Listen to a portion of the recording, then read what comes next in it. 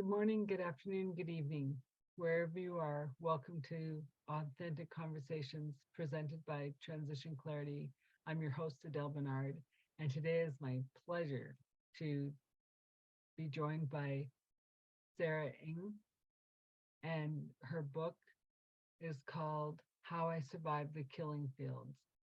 So you grew up in Cambodia, you grew up in the genocide, you grew up in all of that horrific trauma, and yet you're here smiling, a bright light to share your story. Welcome to the podcast. Oh, thank you. Thank you for having me on. Appreciate it.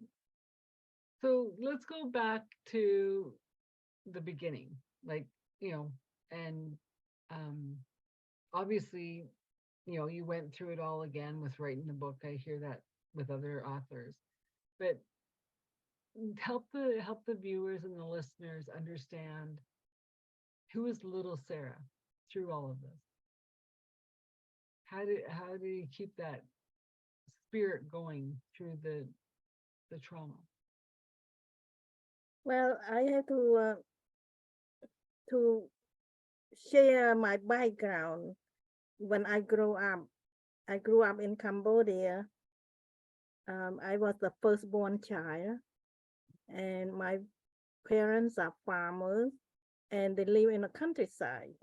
And I experienced so much love because you're the first child in the family. So what do you expect? So I experienced so much love from my family. So I have nothing to worry about. Yeah. And I was encouraged that I should stay in school and continue on to get higher education.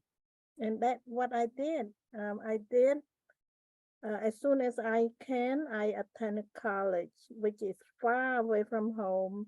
I left my hometown, left my family, and I went to the capital city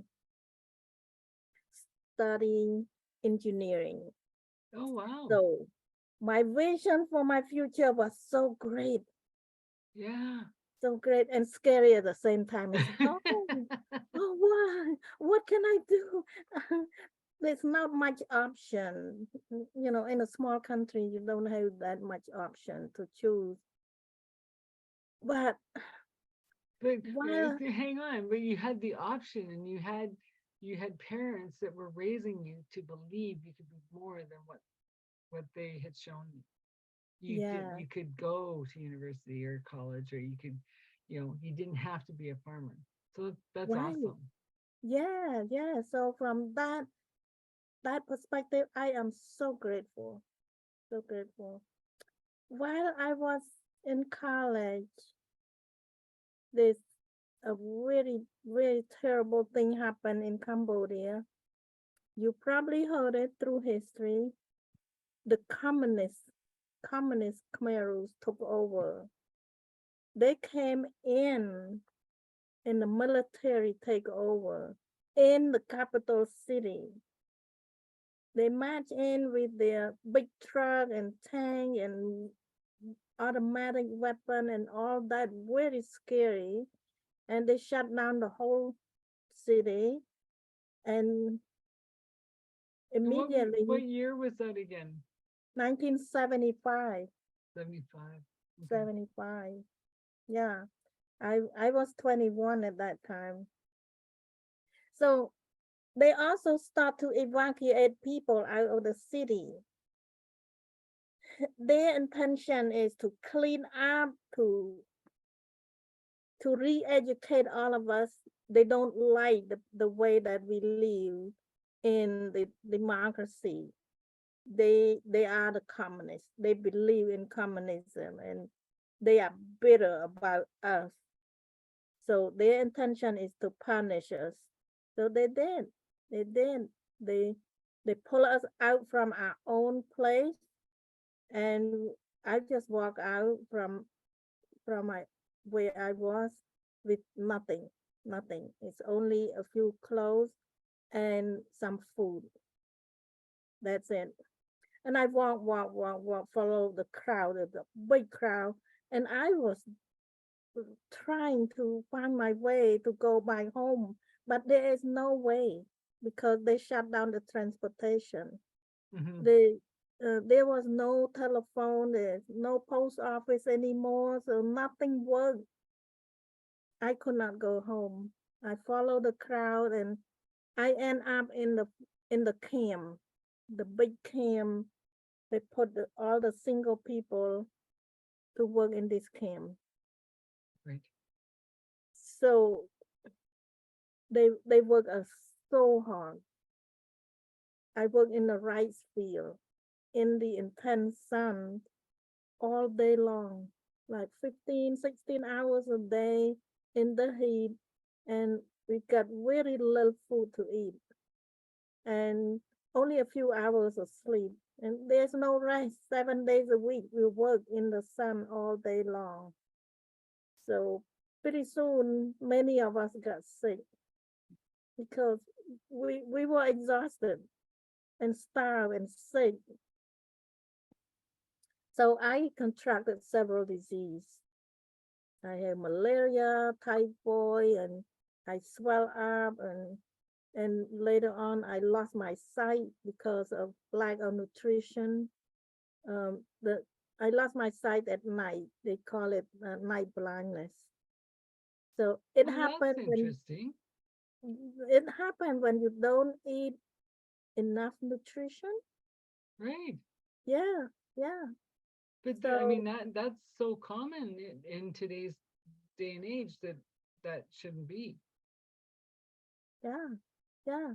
So we don't have enough nutrition. We barely eat anything. So when I got too sick to work, I was sent to an infirmary. It's a makeshift infirmary, and there's nothing to help me to get better because there's no doctor or nurse or medication. It's not a it's not a hospital. Right. It, it's just a place for us to rest without having to go to work.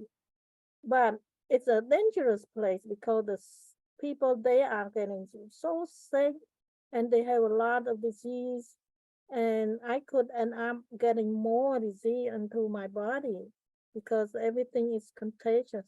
When you are so weak, you lack Right. nutrition, you lack of energy, your system is so weak, you will take anything. So I was so fearful for my life. I don't want to stay in that infirmary too long. So I was looking for my way out from there. But where can you go? Where can you go? You go back to the working place, you can't work. If you Right. if you stay there, you will die. If you run away, where can you run?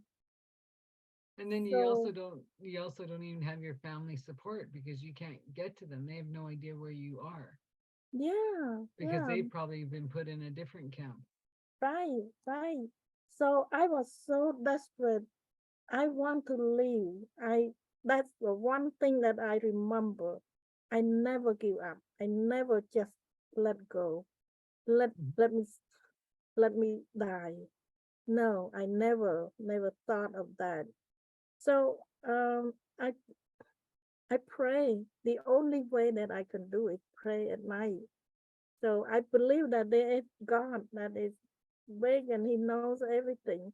I was so young. I'm not really into a religion or anything, but I believe that there is God. So I pray and ask God to help me every Well, night. and I just I want to interrupt here because a lot of the viewers that would probably be listening to this Yeah. would would not equate God with religion. God is the Almighty. God is the everyone has God within them, but Mm-hmm. religion is what they want to teach you. Right. Right. Yeah. Yeah. So I'm not That's into just a yeah. religion, but I know for sure that there is God. So I pray to God. Say, ask God to help me. So I pray every night. I pray and pray and pray. And one morning, when I woke up very early in the morning, Mhm. I feel like, oh, I need to sneak out somehow. So I took a chance. I I walk out from there, walk toward the working people, the working camp. So here's what happened. When I get closer to where people are working at the camp, there's one team leader. She used to know me while I was still working there, and she feels so sympathy for me, and she say, oh, look how skinny you are. Come and, you know, let me help you find something to do. In this whole big camp, nobody not do anything. Everybody had to do some work. Mhm. So that's what she's saying. That say, let me try to find something for you to do. So she realized I'm so sick. I cannot work. And she have an idea. She went to the kitchen. This kitchen, they prepare food to feed this whole camp, 1,000 people. And this kitchen staff, they said, oh, let her come here. We can use some help. So I'm so grateful. God answered my prayer in the most unbelievable way. I think it must be God because nobody ever thought of going to the working in the kitchen when everybody stopped to death work in the rice field all day long. And that's that's my life saving event the first time. So when I work in the kitchen, I have more access to food and work less hours, work in the shade, not in the heat. So gradually I felt better and better and better. For several months I was able to stay there and recover most of my health. I'm almost back to normal, but not quite back to normal yet. But when the big supervisor saw me capable, he wouldn't like to have me stay there. He pulled me out and throw me back in the rice field. Wow. So yeah. So I had to go back and work with everybody else in the rice field. For 4 years, I endured the harsh labor in the rice field. Yeah. I almost didn't make it. I got sick again and again and again. I got sent to that place, infirmary again, and I sneak out again. But many times they throw me back into the rice field. And finally, the camp got moved. They moved the camp because there was some commotion from afar. There's somebody that come after them. I didn't know at the time, but they moved us. They moved us closer and closer to the jungle. So I realized, oh my goodness, we are moving in the jungle. I don't like it. My goal is to find my family, to find them, to see what happened to them, and to help them out. And at one point, after we get in further into the jungle, I make a decision that I need to run away. I need to escape. So God gave me the courage. And so And did he show you the way? um, Like, I don't know. I did not have a direction of where to go, but I have an idea to gather three friends that I trust, and I asked them, "Would you run away with me?" Because I was so frail at that time. I was back to my old frail uh, myself. It alone I cannot do it. So I asked my friend to go and help me to support me during the journey. And we all know nothing. We know have no idea where to go, but the only thing we know that we want to track back the play the path that we came from. mhm. So we try to backtrack and we wait till nighttime to escape. And yeah, when nighttime come, we all four of us hold hand and run as fast as we can, get out from there. And I have no idea why we didn't get lost. I have no idea. Well, But and just the fact that you were already suffering from night vision problems because of the malnutrition, and then you only can go at night, right? And so here, like, yeah, you're probably not the only one that was suffering. And here you are escaping with no one being able to really see because of the lack of nutrition, and you're running as fast as you can through the dark. Like, I mean, like yeah, the parable of that is just too funny. But it's, I mean, like I can't like imagine. And and and I mean, we talk about it even in these times of how North Americans just don't know struggle. Like yeah, the kids nowadays think, oh, we don't have the internet for 5 seconds. Like, what's wrong? Right? Like, yeah, right.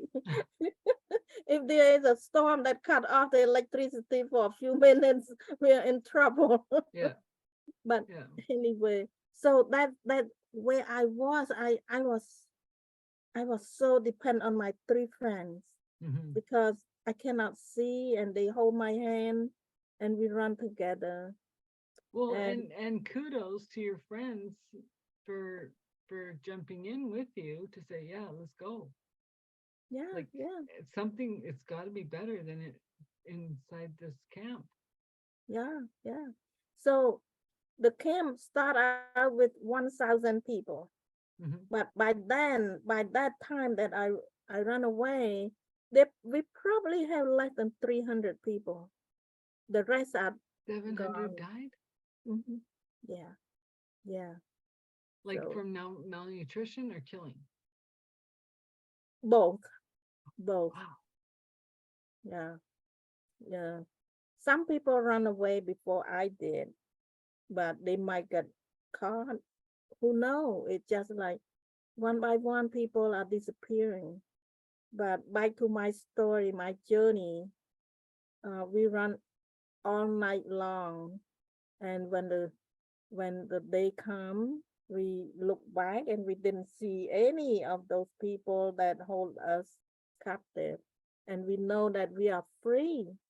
So we were free, and then we keep walking, and then finally we saw some people in the village, and we asked for direction to go to my hometown, and some people know how to tell us the direction, and we follow.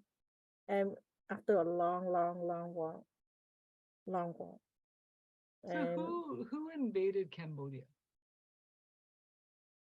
the communist Khmer, the communist Cambodian, there is a group Oh, okay. So there's a group that believe in communism, so and it was they, infighting within their own people. yeah, They got bigger. Okay. mm, I was this big in yeah, 1975. So they okay. gather the troop, the tribe, and they solicit the young people from school, and they took them and brainwashed them with the new ideology. So And you'd think with all this happening over and over and over in different countries, different, that we would wake up and learn, yeah. but we So that's haven't. why that's why I cannot stay quiet, because people need to know. Hmm. Because if we don't know, the people come and solicit and do their propaganda, and if we are not aware, we believe in their propaganda blindly. Yeah. But it's still happening today, Yeah, yeah. right? Mhm. Like, um, because I was just talking to somebody from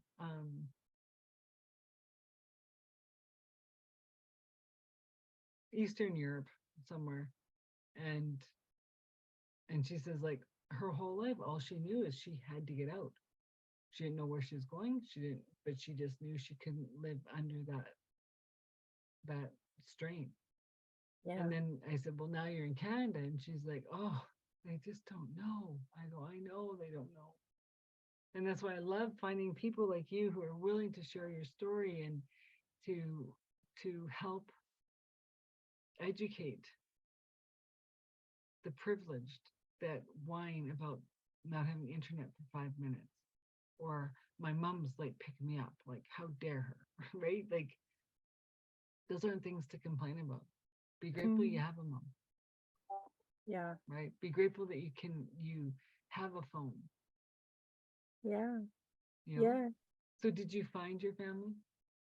I finally found my family.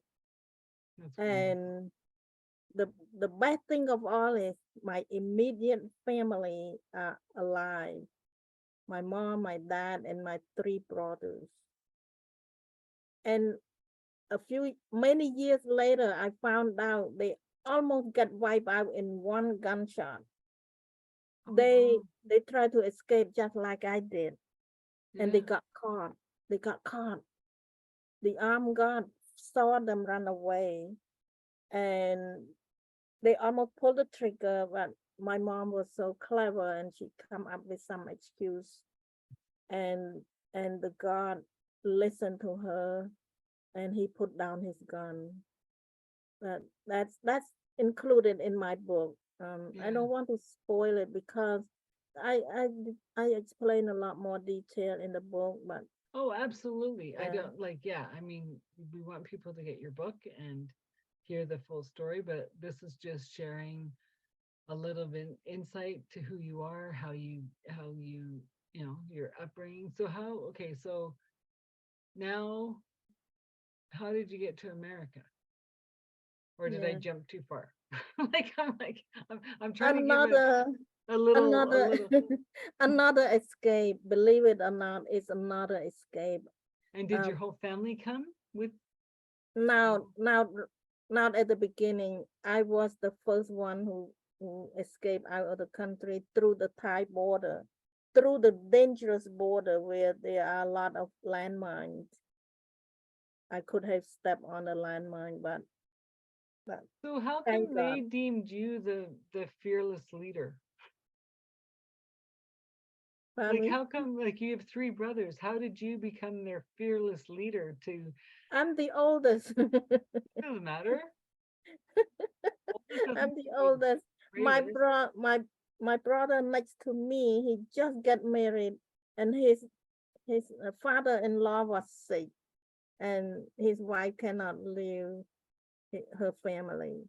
And my mom was sick at that time. My mom had a history of paralysis. At one point, she had an accident.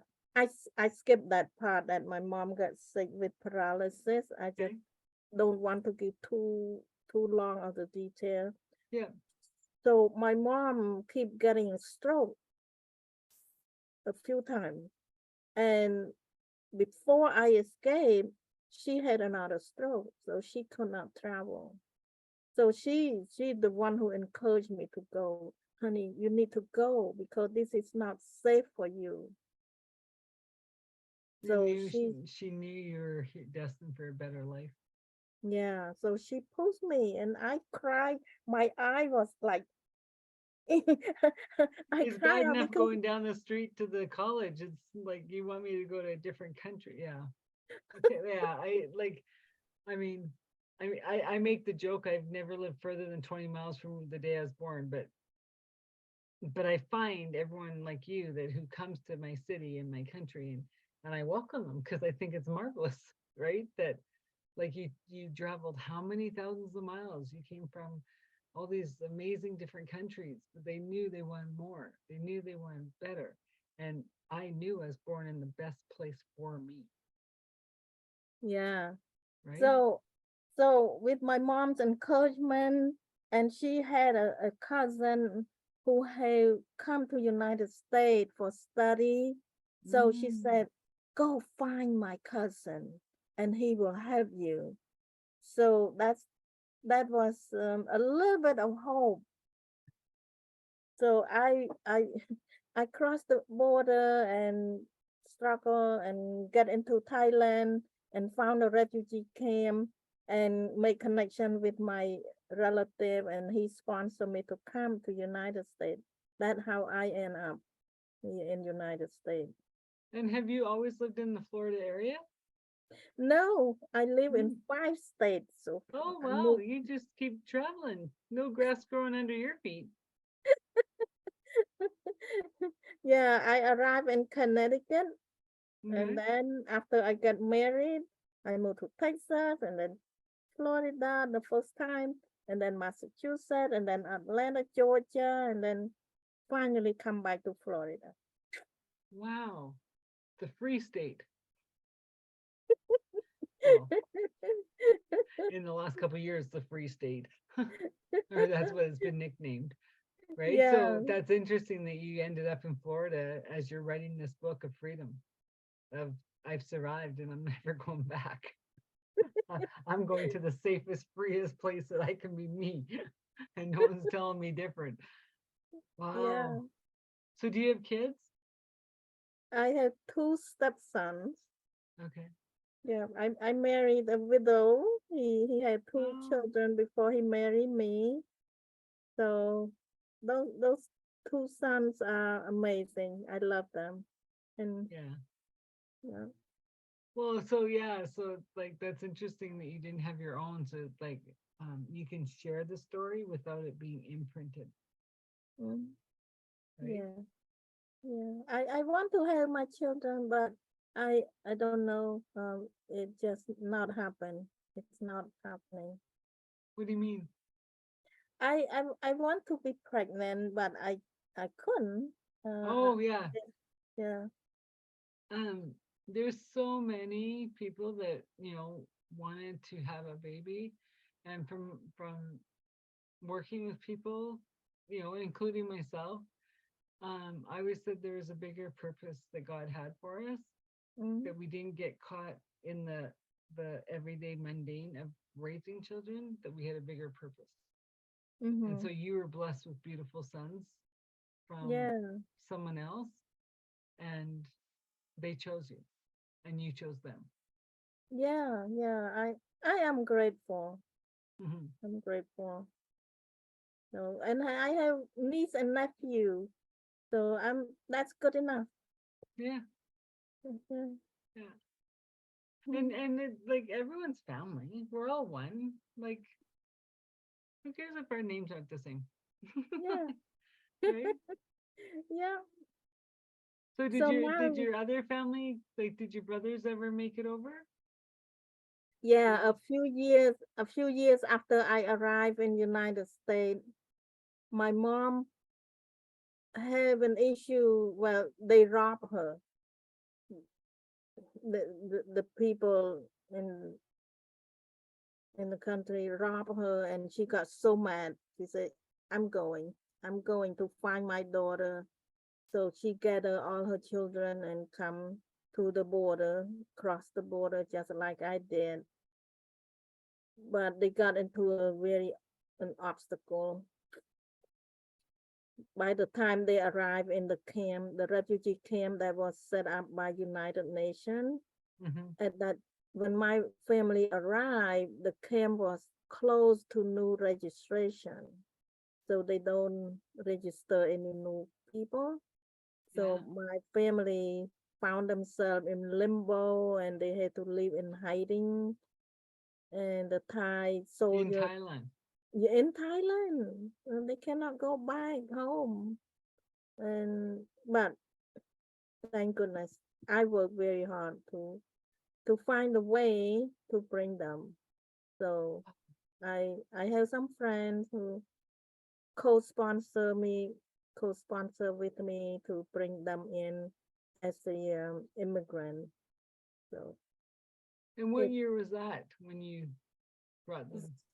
say they arrived in 1989. Oh my gosh. So quite a Yeah, few years after you came.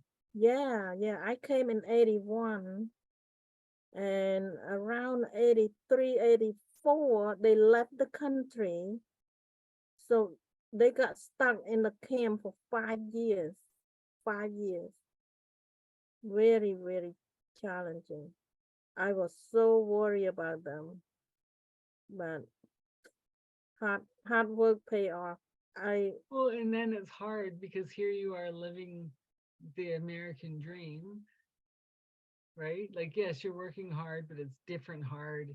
You know, mhm. like you're trying to, you're surrounded by supposed all this wealth as your family's just look like, you know, stuck in nowhere's land, trying to come to America to be together. But the main point is you all made it here to be Yeah, together, yeah, you know, mm, and it's amazing that your mom was able to do it with all the strokes, yeah, you know. So yeah, so obviously some of her strength rubbed off on you, you yeah. know. My mom was able to come, and she lived with me the last 13 years of her life. I was her caregiver. I care for her Right. here in Florida until she passed on. Well, and then testaments to your husband too, to like that's a lot for an American guy to take on, right?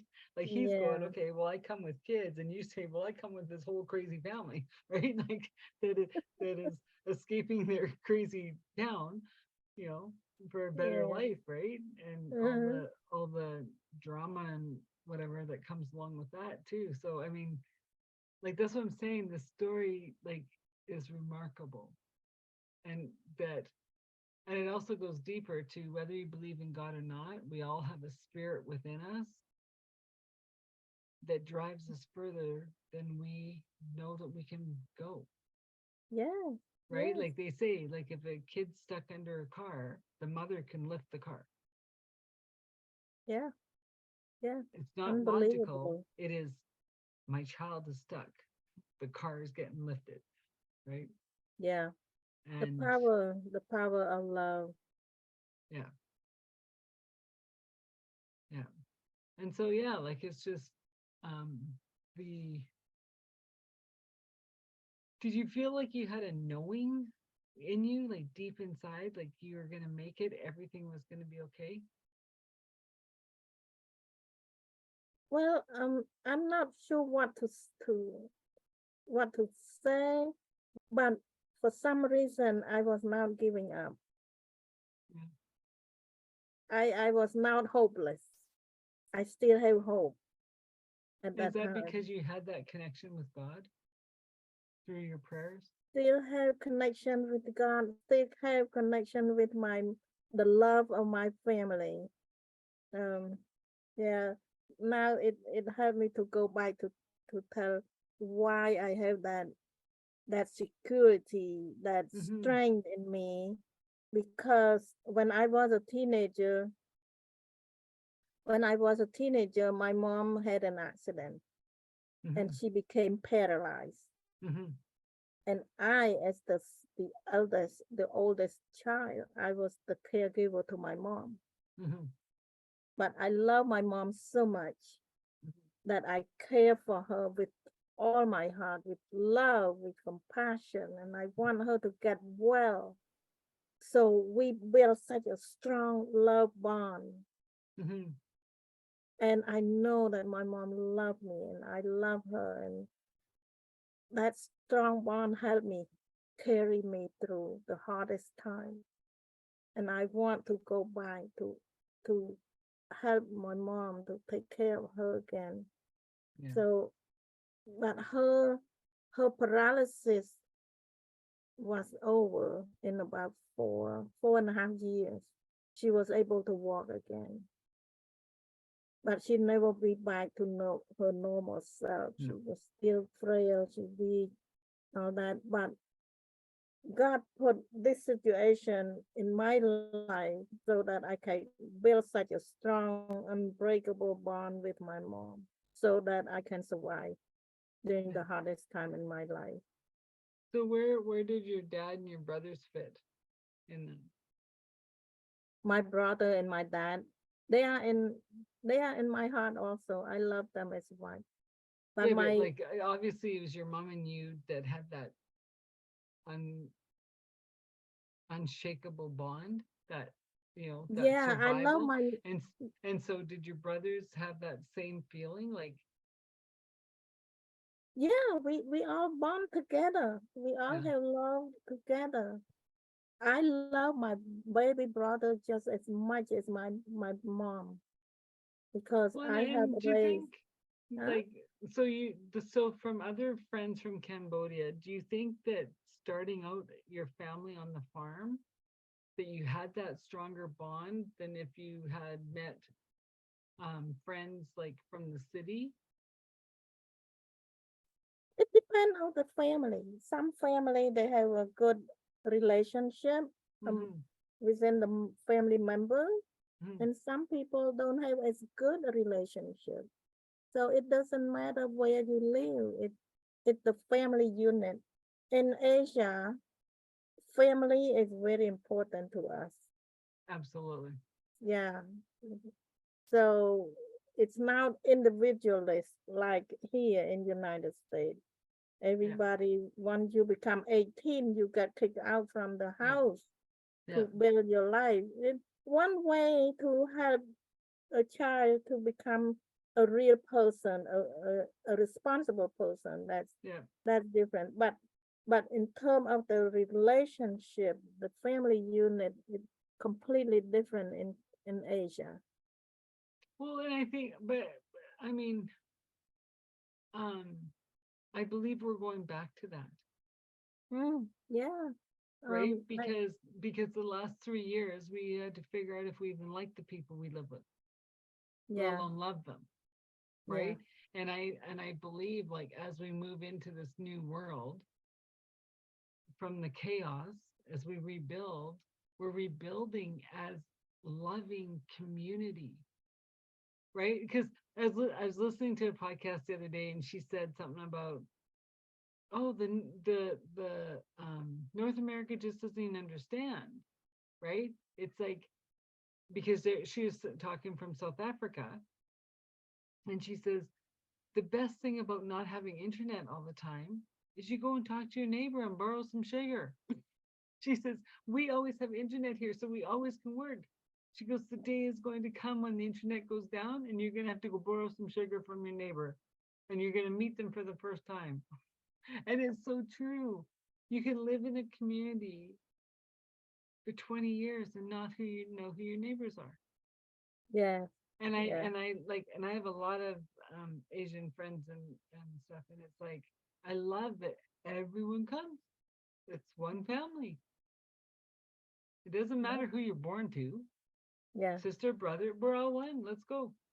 yeah, yeah. Right? Yeah, and in Cambodia, it's like that. When we make a good meal, we bring a dish to neighbor to the right, a dish to the neighbor to the left, and And then they can send you home with one. Who needs to go to a smorgasbord? You just knock on the neighbor's doors and you ended up with one. Yeah, and that's what I think we're missing here in North America, because we have so much affluence. We're forgetting the best gift is each other, yeah, sharing communication with each other, right? And um, I still want to get back to that. yeah. I And think that, even like growing up, right? As like, if there wasn't, if someone had nowhere to go for Christmas or Thanksgiving, come on over. Like, there's always room, right? yeah, Some came, some didn't. It's their choice. mm-hmm, But don't say you didn't have an invitation, because you always had an invitation, right, you know. And I also am very grateful that my parents accommodated it, right? Because I knew yeah. other parents that were like, "You're not having a stranger over for Christmas." I'm like, "Why not?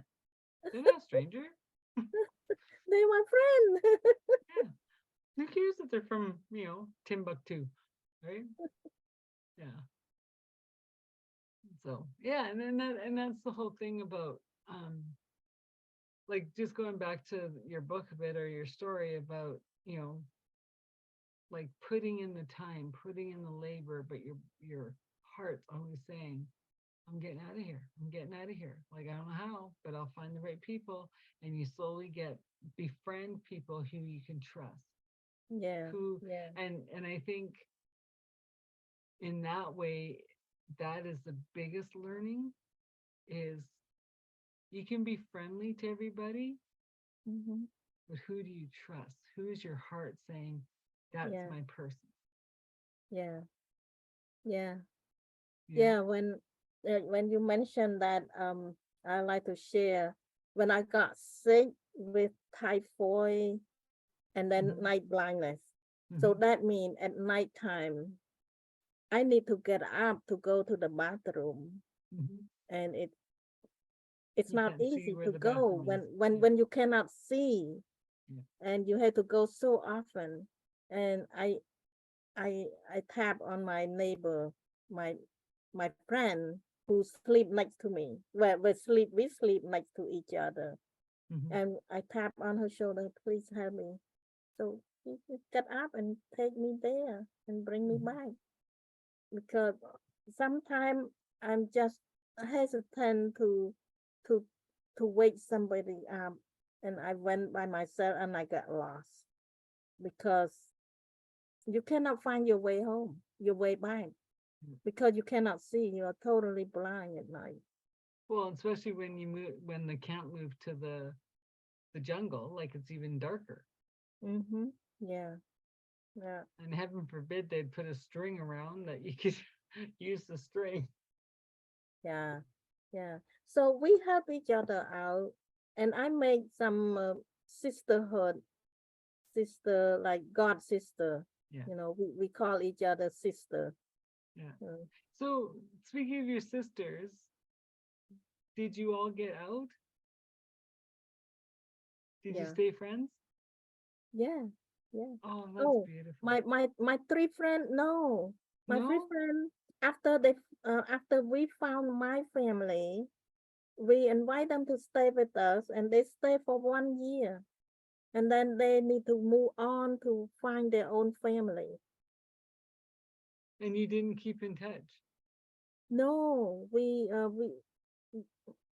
there's no, at that time the country was chaotic. There is no Yeah. post office, no way to keep in touch. We have no idea where they are now. Have you ever tried to find them? Where? No. No. Well, that's I honest. even That's honest. I even forget their name now. It had been so long. Yeah. Mm, yeah, Well, and that's the old saying, right? A reason, a season, or a lifetime. They were in your yeah, life for a reason, yeah, not a lifetime, but yeah, always in your heart is a lifetime. right. And like in about 10 days, one of my friends from the same camp, she found me on the internet. She did some research and she found me, and she sent me a letter. So that it had been a few years back.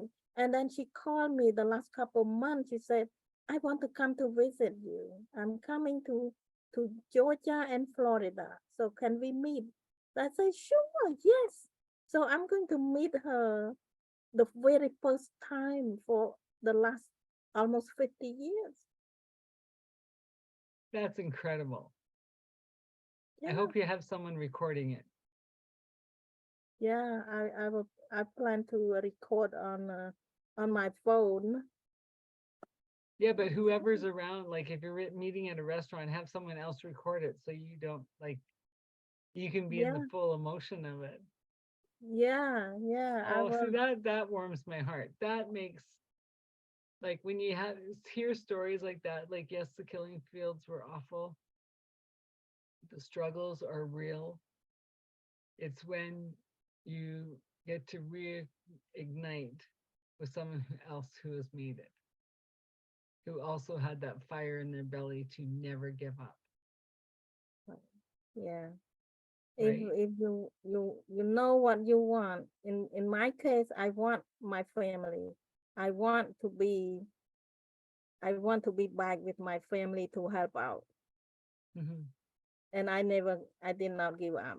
No matter how sick I was, no matter how hard they pushed me to work, I comply, and I want to keep moving one day at a time. Yeah. So do your brothers live close? My brother live In Connecticut. Okay. Okay. So it's not They too all live cool. there? Two of them live in Connecticut, Okay.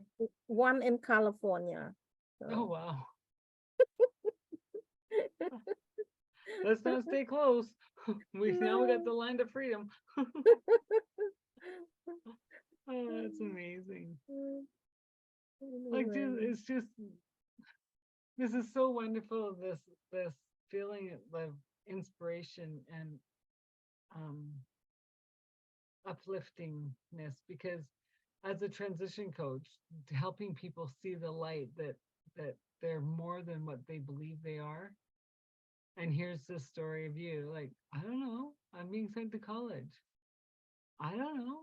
I know I can't stay in the infirmary. I got to go find something else, right? I know I'll die if I stay here, so I'll go in the kitchen. Okay, like, and I can't see to go to the bathroom, but I'm gonna trust that if I wake this person up, and it's just the little steps that we don't think is anything that add to the big beautiful journey to where we are today. yeah, And it's honoring every one of those little steps to say, just take one step. yeah, We're not asking you to pave the road. We're just saying, take one step. yeah, And that step will open up the next step. And then next mhm, thing you know, you've done 10 steps. And yeah, congratulate yourself on the 10 steps. right. Because when you took the first step, you didn't know you could make 10 steps, right? Yeah. All we can do is just one step at a time. Yeah. But trust that you will get there. Well, It's yeah. just I mean, could you have ever imagined when you're laying in the infirmary going, I'm not staying here because, like, they're all sick, they're going to make me die, that you'd end up having a great life in Florida after five ne- different states, right? yeah.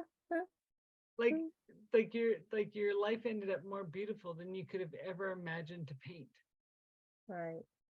Yeah. right? Yeah. And who would have ever thought that college girl that's in the rice fields was going to be an author, a speaker?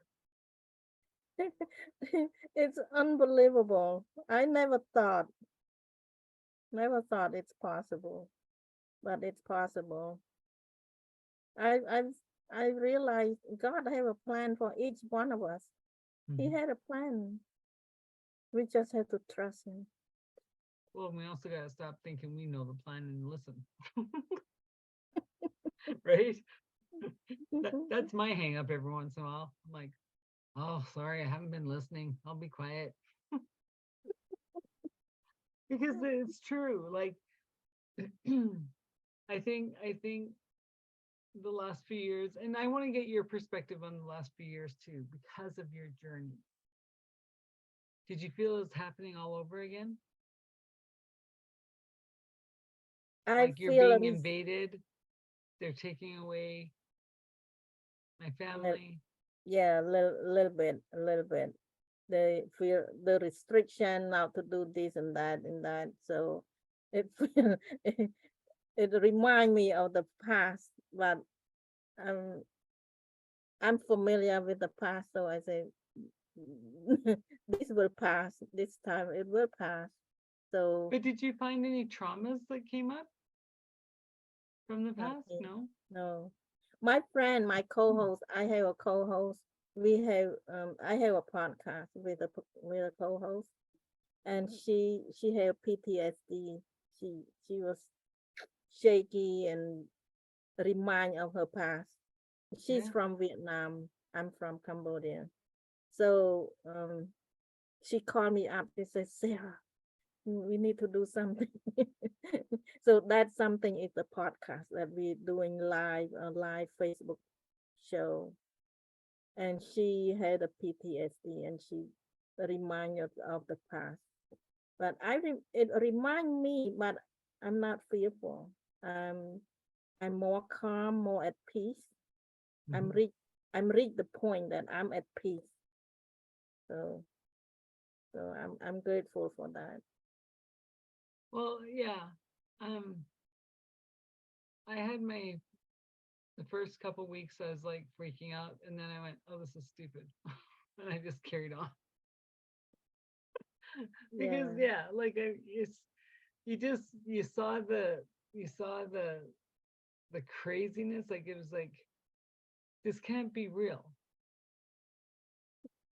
right? And Michael Beckwith, Reverend Michael Beckwith said it perfectly when he said, "No other time in history have the well and the sick been quarantined together."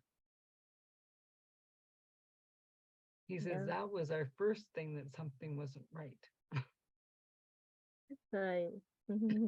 Right? Because even Yeah. you in Cambodia, you got sent to the infirmary. Yeah. They didn't have the whole thing as the infirmary. No. Right? No. And so Mhm. yeah, that was eye opening when he said that because I was like, it's so Mhm. true. You know, you don't bring the infirmary into the mass population, No. right? So No. as we're wrapping up, what would you say to the young people coming up now about moving forward, believing in their strength, finding their strength, or however you want to say it? Yeah. Well, for the young people, I would say that you trust your sense of who you are. You trust your family. That's come from me, from an Asian person. Mm-hmm. I love my family. So you have a group of people that you have trust, and you keep sharing what's happening in your life. You keep sharing and helping each other. So create your own family unit. If it's not your own immediate flesh and blood family, the people in your community, create that community that you trust and build that trust and support each other. That's very healthy. It's the healthy way to live in society, and it's supporting your health, your mindset, and your well-being. Mm-hmm. Yeah, Well, people and connection. just I think just bring it down to the basic stuff of being kind to each other. Yeah, If you can yeah, help, help. Like today, like I was saying, right, as an event, and there's a lady trying to put a wheelchair through the door, and so two of us just cleared the way for her, helped the open the door, like move the chairs. Like, was it anything like that was hard for us? No, but were they both very grateful and said, "Oh, you guys are so kind." I said, "Well," and it struck a chord in me about it's sad that people like no, hang on. It made me aware of how easy it is to be kind, and when you are kind to others, how much they appreciate yeah, yeah. it. It took It's 20 seconds out of my day to open a door, and it's yeah, yeah, right. yeah. Yeah, be kind. Be kind to one another and support one another. Mhm. And that's all we can ask is you know like friend, family, um, enemy. It doesn't matter because we're all one. We're all on this planet to be of service to each other, and that's all we can do. Any final thoughts? Yeah, I agree with you. Be kind to one another and helping one another and have some trust, build trust with one another, build relationship and trust. That's important. So that's why I say create a unit like a family that you can go to on a regular basis. You share the struggle, you share some difficulties, some challenge, and you help each other solve each other's problem. Just like my friend, my campmate, when I have a problem, they help me. They lead me to go to the bathroom at night time when I cannot do. So that's an extreme example, but in our community here, we don't need to go that extreme, but we all need each other's help. All right. Well, thanks again, everyone who's joined us for Authentic Conversations. Thank you to Sarah for being my guest. And her book again is How to Survive the Killing Fields. Until Yeah, next time. my book is available on my website only. It's not on Amazon. Okay, It, I'll put yeah, that in the show notes. So yeah. I appreciate you having me. So I I hope, appreciate you being here. Thank you. yeah, listen.